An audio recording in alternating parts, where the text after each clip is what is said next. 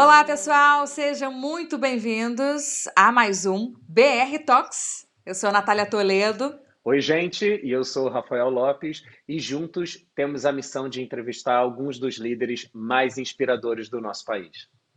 Exato, nós dois, como os representantes brasileiros da Win World, queremos mostrar ao mundo o que a liderança do nosso país tem de referência em diversas áreas.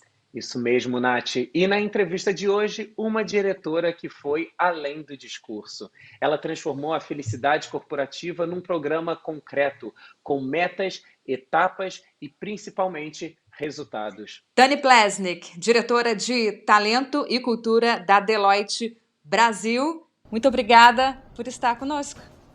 É um prazer imenso, nossa, e falar de felicidade corporativa, que é minha paixão, junto com pessoas, tem sido um prazer. Obrigada por me ter aqui. A gente que agradece.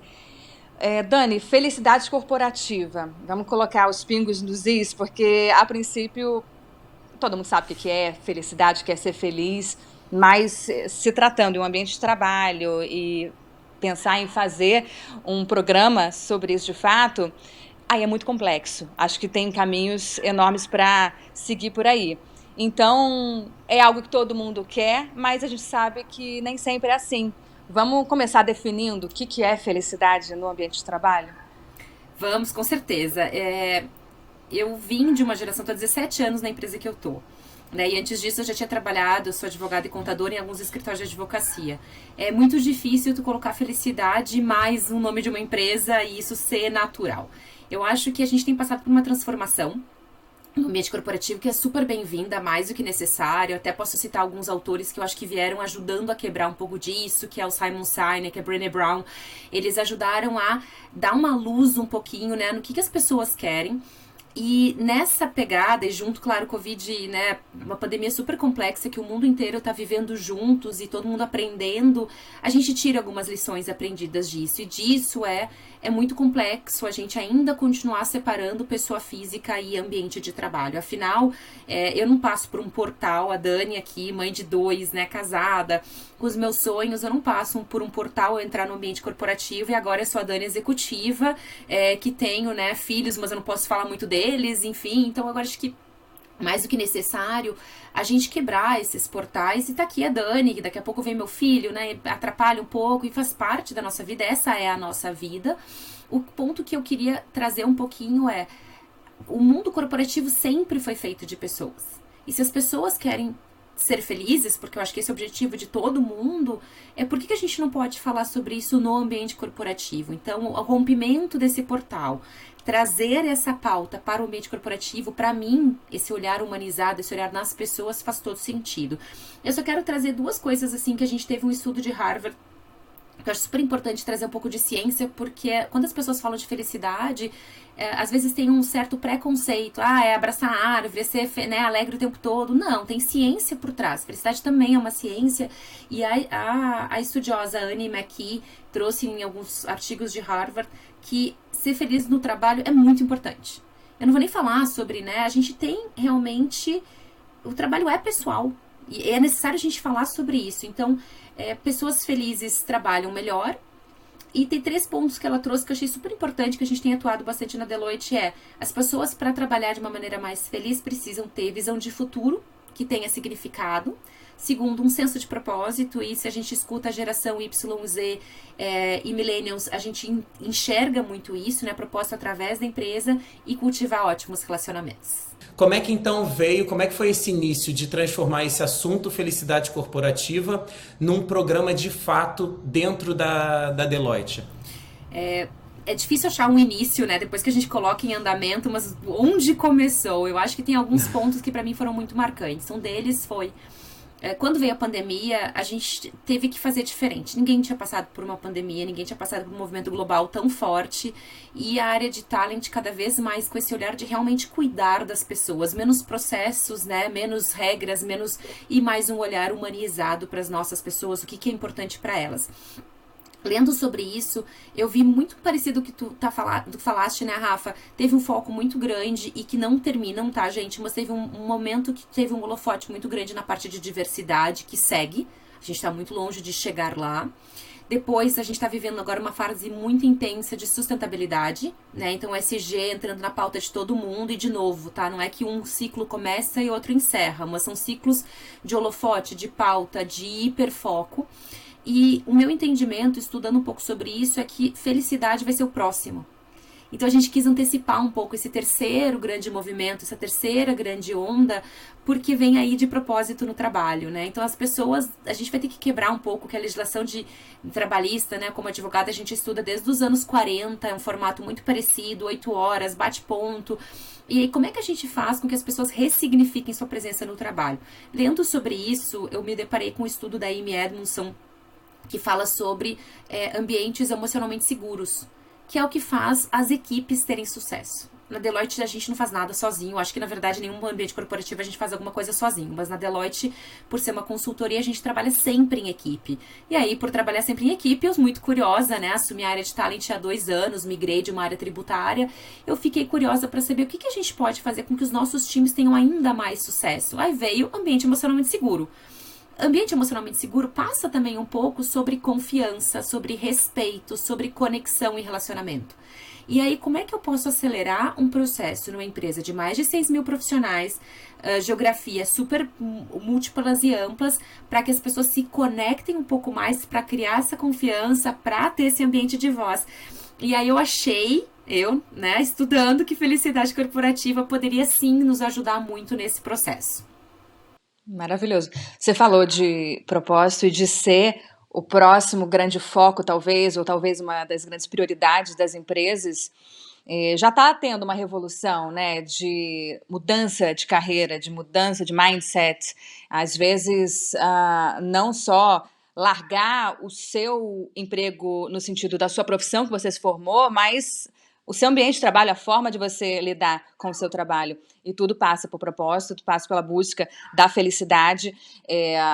Hoje em dia, eu enxergo, por exemplo, essa palavra, às vezes, superficialmente usada, banalizada, mas o que as empresas têm que ter em mente para aplicá-la efetivamente, né, e fazer isso de uma política concreta, não só discurso, não só talvez uma jogada de marketing, de venda, não surfar numa onda, mas realmente aplicar isso concretamente. Dani?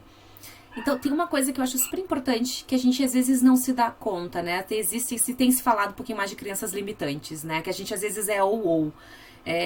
Às vezes né? Vamos somar, então dá pra fazer alguma coisa que a gente faz, o nosso trabalho com propósito. Porque as novas gerações querem isso. Então, assim, a minha geração é uma geração que começou a discutir isso, e aí tem algumas palavras que, como tu falaste, né, ficam banalizadas, dá um propósito, tem que ter propósito. Tudo bem, mas qual é o propósito? O propósito é fazer uma economia sustentável, em que toda a cadeia se beneficie, o propósito é ter continuidade e sustentabilidade. A gente começou a falar de alguns temas que são super relevantes, que é sustentabilidade emocional. Eu quero que os meus profissionais fiquem contribuindo com qualidade, com energia, tendo espaço de fala para serem o que eles têm de melhor, porque às vezes a gente via, né, a pessoa chegava no ambiente corporativo cheia de ideias, cheia de energia, e entrava naquele sistema que tu falava, tu vai me dar uma ideia, mas tu não sabe nada porque tu recém entrou, né, e aí a pessoa ficava se anulando.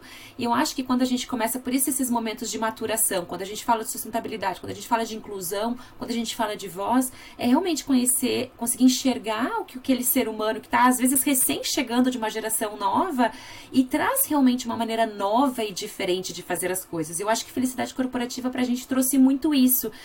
Por que eu não posso ser alegre no trabalho? O que me impede disso? Por que eu não posso fazer de uma maneira diferente que vá trazer felicidade? E aí, claro, eu não quero entrar num super conceito, né, de o que é felicidade pra mim. Eu quero até falar um pouquinho sobre isso depois, diferentes culturas. Mas é importante a gente não separar essa pauta e colocar necessariamente essa pauta na agenda corporativa. Então, o que a gente fez no programa de felicidade corporativa foi ciência, e aí eu trago outro estudo, né? O maior estudo de Harvard, teve mais de 80 anos, e ele fala que felicidade no longo prazo são relacionamentos saudáveis. Opa, o que eu mais tenho no ambiente de trabalho são relacionamentos. Então vamos fazer com que os relacionamentos sejam ainda mais saudáveis, porque aí eu não espero, né, eu sair do ambiente, me aposentar para daí começar a viajar, para daí ser feliz. Por que eu não posso fazer isso junto? O que me impede? O que a gente acreditava no passado que isso era tão, né, não pertencia junto? Então acho que isso foi uma desconstrução que a gente fez, super positiva. E aí a gente começa a acelerar o processo de criar e estimular essas conexões. Muito se falou na pandemia, tem que voltar a trabalhar presencialmente por causa da conexão do cafezinho. Aí eu volto e pergunto, mas não dá pra conectar, ressignificar o cafezinho? Será que se eu fizer one-on-one contigo, né, Nath, perguntando como é que tu tá de verdade, não só aquela pergunta, como é que tu tá, e já engata uma outra questão que eu não me preocupo mesmo como tu tá. Esse interesse realmente com quem a gente trabalha, a gente faz várias oficinas da Deloitte que elas fazem esse questionamento para as pessoas. Vamos pegar aqui nós três. Vamos partir para pressuposto que a gente trabalha juntos. Eu realmente conheço o que move o Rafa? Eu realmente conheço o que move a Natália, sabe? O que é... Às vezes a gente não conhece. E não porque não faltou foco nisso, faltou priorização. Só que a partir do momento que eu entendo o que move o Rafael, eu entendo o que faz ele ficar. E aí a gente pega outros tópicos que estão super preocupantes no ambiente de trabalho agora, The Great Resignation, todo mundo saindo, e eu endereço eles começando pelas nossas pessoas. Então, eu comecei um processo, e é tudo muito novo, a gente tem que prototipar muito, tem que se desapegar, né, desses processos, que chama Stay Interview. O que é Stay Interview? Eu pergunto, Rafa, o que te faz ficar? Mas eu não tô saindo. Não, mas eu quero saber, justamente, eu não quero te esperar que tu queira pedir pra sair pra saber o que te faz ficar. Eu quero saber agora o que te faz ficar. E para algumas pessoas a gente se surpreende que é uma carreira mais acelerada, para outras é um equilíbrio um pouquinho mais de qualidade de vida, para outros. Então, assim, quem sou eu para achar o que os outros querem? Então, acho que a gente começa a colocar na pauta e muda uma forma de liderar. Né, em que a gente sai do default, eu sei o que as pessoas querem, que é todo mundo quer salário. As pessoas querem salário, isso é indiscutível. Mas às vezes elas querem muito mais do que salário. E eu acho que essas conversas de entender, só que a gente só vai ter isso se tem espaço.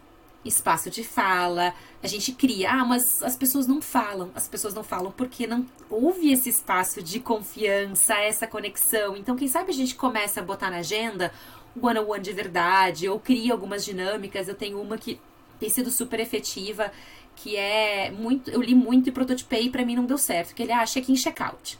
Gente, os calls, a gente tá tentando reduzir o tamanho dos calls, e aí eu fazia um check-in que demorava 10 minutos, eu fazia um check-out que demorava, e o tópico da reunião.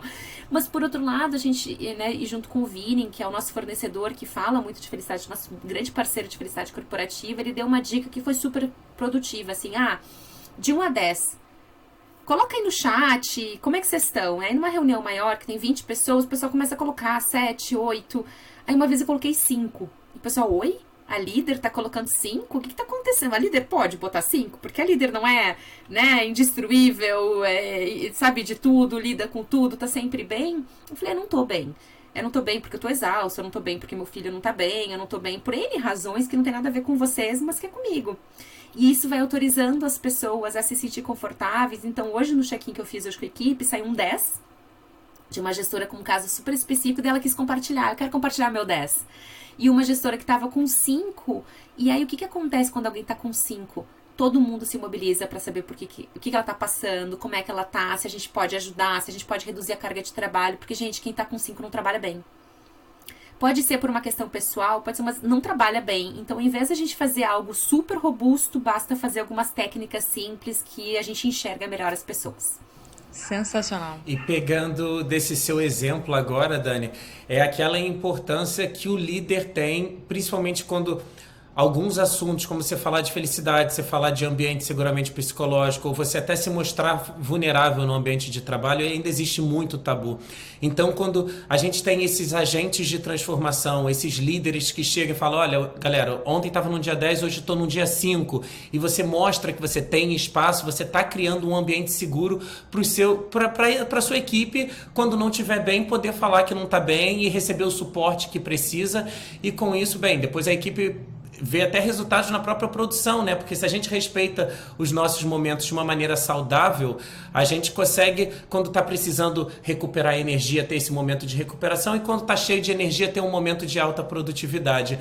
E isso vem para uma coisa, eu acho que muitas empresas, hoje em dia nem tanto, mas antigamente tinham mais dificuldade em falar às vezes sobre felicidade ou temas que são assim um pouco mais subjetivos, porque eles depois não sabiam, ok, como é que eu vejo os resultados, como é que eu posso sentir no dia a dia que as minhas práticas estão funcionando ou não estão funcionando. E ouvindo você falar do seu programa e como vocês abordam dentro da Deloitte e até lendo um pouco antes, vocês têm 3 etapas que eu acho super interessante e que eu queria trazer para cá, que é a questão da sensibilização, quando você sensibiliza toda uma equipe sobre um tema da felicidade, a formação, quando vai uma formação mais teórica e prática sobre conceitos e tudo mais, e depois uma coisa que eu acho super legal, que são os agentes multiplicadores, que são as pessoas que vão estar como embaixadores da felicidade e assumir esse papel nas suas equipes, nos seus departamentos.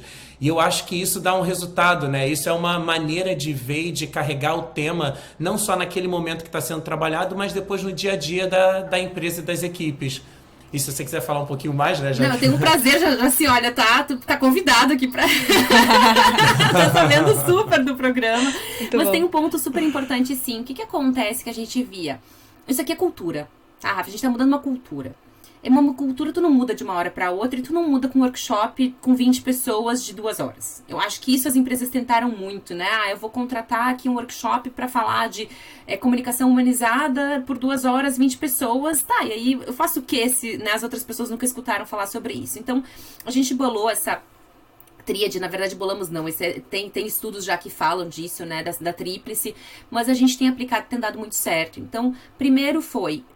Vamos falar de felicidade, o que é, o que não é? Então, que a gente não espera que as pessoas falem de felicidade corporativa, que as pessoas estejam felizes o tempo todo.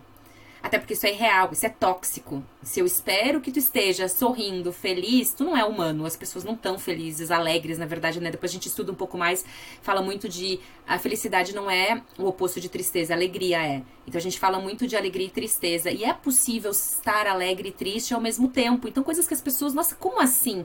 E eu vou citar alguns casos que a gente se dá conta, né? Porque a gente faz as coisas muito no piloto automático.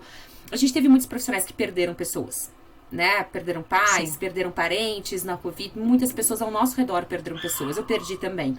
E aí a gente tem, às vezes, 2 sentimentos. Um de tristeza profunda, pela perda de alguém super importante pra gente. E de outro, alegria por ter uma rede. Pela família estar junta, por tu ter uma rede de suporte, por tu ter amigos que tu pode contar, por teu WhatsApp tá bombando de gente perguntando como tu tá. São 2 sentimentos que habitaram no mesmo momento. O de alegria por ter uma rede e o de tristeza por ter perdido alguém. Então a gente não precisa fazer o eu, né? Eu alegre ou triste, ou eu tô 100% sempre 10. Não, eu posso, durante o dia, uma hora tá 5, uma hora tá 10, porque veio uma notícia legal, eu fiz alguma coisa por mim pra fazer o recover. E eu acho que uma coisa que é super interessante dentro dessa fala, a gente se dá conta. A gente tem... Eu falei um pouquinho de agenda, né? Então a gente coloca isso na agenda. Então, quinta-feira é o nosso dia de oficinas de felicidade. Então, sensibilização, a gente fez isso, tá, Rafa? Vamos falar do que é ou do que não é. Vamos falar para todo mundo. O segundo momento, que foi o segundo mês, e a gente repete esses ciclos, foi quem gostou. Porque eu não vou fazer que a pessoa queira se interessar. Tem tantos temas interessantes pra gente mergulhar. Não precisa mergulhar nesse, se pra ti. Agora, se calou profundo pra ti, se te interessou, aqueles early adopters, né? Amei, já nem sei direito o que é, mas eu quero. Aí a gente convidou pra oficinas realmente de aprofundamento. Vamos estudar um pouquinho da ciência, vamos mergulhar um pouquinho mais pra entender o que é, metodologias, né? Vamos fazer essa de 1 a 10 com as equipes, vamos fazer os 5 linguagens do amor, vamos fazer outras dinâmicas que a gente pode estimular isso. E depois o terceiro é a multiplicação. Por quê? Porque cada um tem um poder de caneta. Eu tenho um impacto com um grupo de pessoas que gostam de mim, que vão porque a Dani, porque confiam em mim.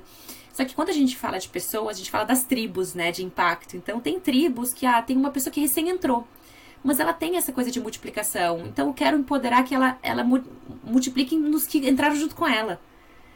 Então, assim, a gente fala, assim, de alta liderança, é importantíssimo a alta liderança estar engajada e os nossos estão multiplicando, mas a gente não faz com que seja só uma responsabilidade de uma alta liderança, é uma responsabilidade de todos que tenham interesse em fazer isso e na verdade, uma metodologia de gerar conexão. Então, a gente está explicando para as pessoas como tu fazer uma dinâmica, uma metodologia para engajar as pessoas, para conectar as pessoas. Teve uma hora, Dani, que você falou, não vou entrar ainda no que é felicidade pra mim, até porque eu acho que tudo que a gente falou até agora, que a gente ouviu de você, fica martelando. Felicidade é uma coisa diferente para cada pessoa. Você já teve a experiência de trabalhar fora? A gente está falando da Deloitte, que é uma das maiores empresas de assuntos corporativos do mundo. Você começou trainee na empresa, né? Já tem uma carreira. Começou e depois teve a oportunidade de trabalhar nos Estados Unidos.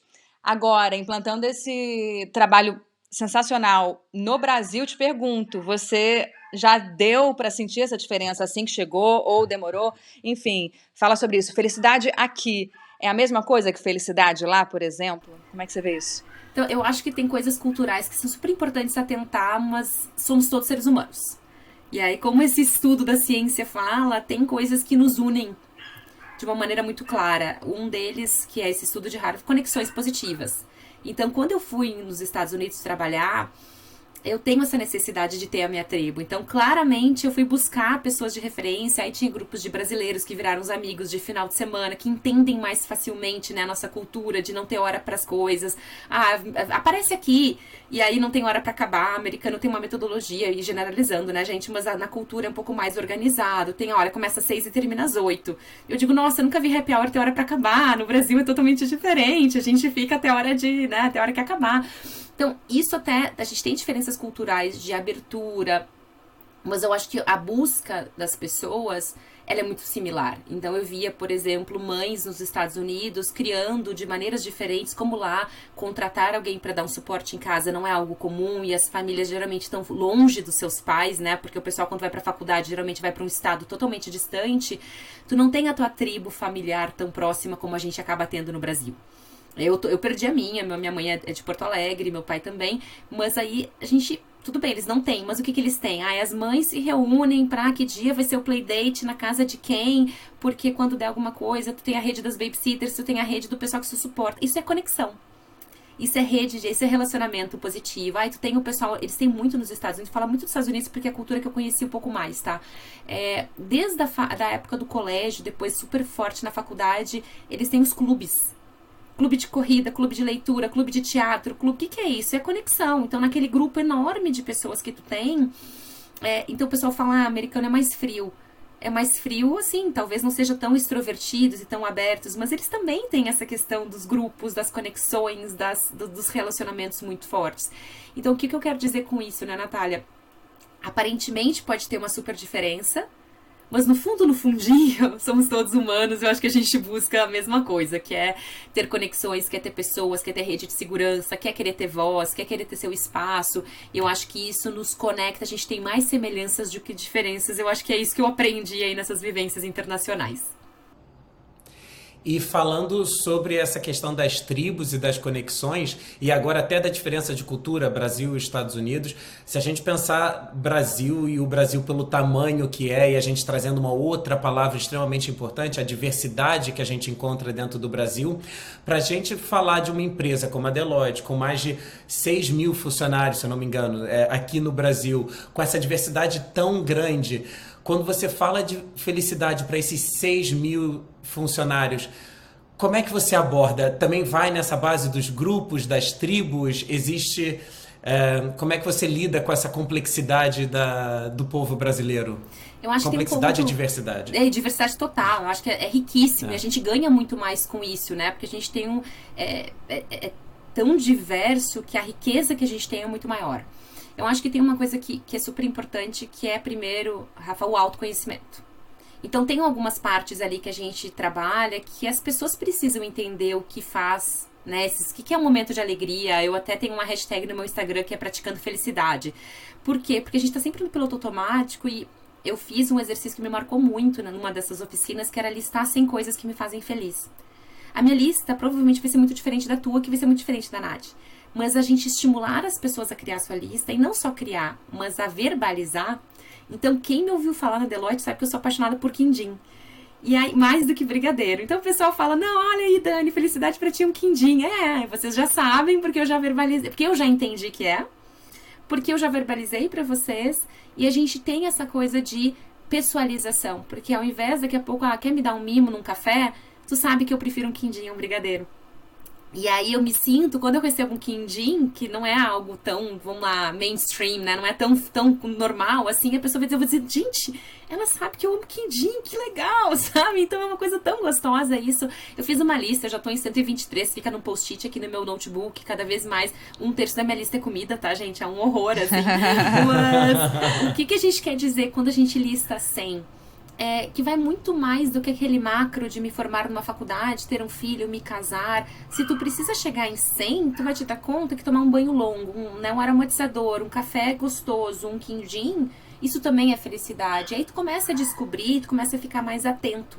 Eu, por exemplo, tenho uma que pra mim foi uma surpresa, que é, sabe quando recém chove e tu coloca o teu pé na grama e vem aquele cheiro de chuva nova, assim? Então, tipo, nossa, aquilo me deixa super feliz. Aí se tá chovendo, por que não testar e ir pra rua um pouquinho pra proporcionar isso? Isso faz com que a gente saia do piloto automático. E quando tu tem um movimento assim, pra mais de 6.200 profissionais, né, Rafa?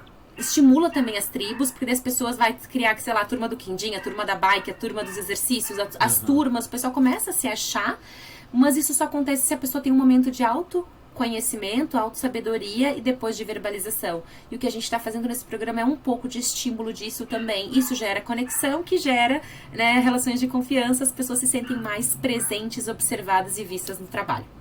Muito bom. O tal, falar não ter uma empresa só diversa, mas ter uma empresa com inclusão também, né? Isso que aí. é tão importante quanto a diversidade, senão de nada vale. Dá mais no Brasil, né? Com certeza. Exatamente. Pra gente já ir finalizando, estamos já com o tempo quase acabando. Estamos com uma líder na nossa frente, a gente quer entender também o que inspirou a Dani e o que ela vê para o futuro. Então, vou condensar 3 perguntas em uma. Dani, você gerindo esse programa incrível e a sua carreira até aqui, qual foi o seu triunfo mais importante, a sua falha mais importante também, e o que você quer ver, tanto nos seus pares quanto nos futuros líderes aí, quando a gente pensa no mundo corporativo? Primeiro, é tão difícil, né, quando a gente pergunta assim, o triunfo e a falha. Falha foram muitas, triunfo foram alguns também. Eu acho que o triunfo foi a coragem. A gente não reconhece suficientemente, né, a coragem que tem para implementar um programa. Eu tava apavorada. eu tinha assumido há pouco tempo, né, e começar com um tema tão sensível assim, que já tinha, né, tem um pouco de rejeição no ambiente corporativo. Então hoje eu olho para trás e digo que bom que eu tive essa coragem, que bom que os meus líderes foram corajosos junto comigo, porque eu acho que coragem é algo que, se a gente quer fazer grandes coisas, a gente precisa ter coragem. E aí eu tenho uma frase que me acompanha muito, que me acompanha quando eu fui para os Estados Unidos com a família toda, que é: se tem medo, vai com medo mesmo. Então não paralisa, sabe? Mas vai, só vai. Então eu acho que a coragem certamente foi um deles. Eu não dava tanto valor, mas hoje eu admiro muito. O segundo, de falha, eu cresci para ser uma mulher muito independente, né? Eu brinco com os meus filhos, strong independent woman, assim, eu queria fazer tudo sozinha, eu queria dar conta de tudo, e a gente não vai para lugar nenhum se a gente não pede ajuda. Eu acho que essa é a questão. A gente tem falado um pouco de liderança, e já entrando no segundo tópico, né? A gente tinha aquele modelo de super-herói. Então, aquele homem branco, invencível, imbatível, que, só tinha uma criptonita que talvez um dia alguém achasse, mas ele era perfeito, né? Ele fazia tudo sozinho. Era ele versus o mundo. E eu acho que hoje a gente está indo para um tipo de liderança que é mais Liga da Justiça, sabe? A gente consegue ser forte se a gente tá todo mundo junto, cada um com as suas super forças. Então a gente pega, né, o Homem-Aranha, se a gente vai analisar mesmo, ele é um menino inseguro, ele é um menino imaturo, ele é nervoso, ele é ansioso, mas ali é o Homem-Aranha, ele tem um super poder. Se a gente vai olhar a Mulher Maravilha, eu até fiz um post sobre isso no LinkedIn, eu tenho certeza que ela tem issues com a mãe dela, sabe? Tem várias coisas que acontecem. Se a gente vai analisar, todos têm uma parte falível, mas o que faz com que eles sejam realmente imbatíveis é a soma. Eu acho que isso que eu, olhando para a liderança, e a gente trouxe no início um pouquinho de Brené Brown, né? A gente conseguir ser um pouco mais vulnerável.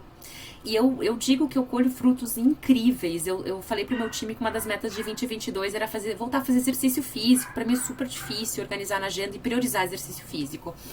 Eu tava em Porto Alegre vendo a família. Quando eu cheguei em São Paulo, a primeira coisa que eu recebi do time foi um kit de ginástica. Olha. Meio dizendo assim pra mim, a gente tá junto, vamos lá, tu vai conseguir. E ter esse suporte, né, de eu também ser cuidada pelo meu time, não só eu cuidar do time, mas ser uma via que todo mundo tá aqui pra se suportar, eu inclusive, como líder. Gente, eu fico arrepiada e me emociono só de pensar que carinho e como isso muda, porque o topo é muito solitário. A gente fala com CEOs, a gente fala, tu cuida de todo mundo. Não, não é mais, não precisa ser. Então vamos abrir os braços, dizer o que a gente quer, dizer o que a gente fica com medo, o que nos deixa ansioso. Certamente a gente precisa confiar um pouco mais no nosso time. Eu sou super orgulhosa do meu, já aproveito aqui para fazer um beijo gigante. Amo meu time. Que todas as empresas tenham times assim, né, felizes. A gente sabe que não é sempre assim e que esse caminho seja cada vez mais frutífero no Brasil e no mundo inteiro. Dani Plesnik, senhoras e senhores. Muito obrigada, Dani. Foi ótimo papo. Obrigada por estar aqui com a gente. Foi um prazer. Obrigado. Foi um momento, eu vou botar um hashtag aqui, Rafa, praticando felicidade. Adorei. Praticando felicidade. Excelente. Obrigado, Dani. Foi mesmo uma honra. Obrigado por compartilhar sua felicidade com a gente e compartilhar a mensagem sobre a felicidade também. Extremamente importante. E esse foi o BR Talks, o que os líderes brasileiros têm para dividir com o mundo. Assista, compartilhe, curta, mande para os seus amigos, grupos de WhatsApp e até a próxima. Até, gente. Até lá.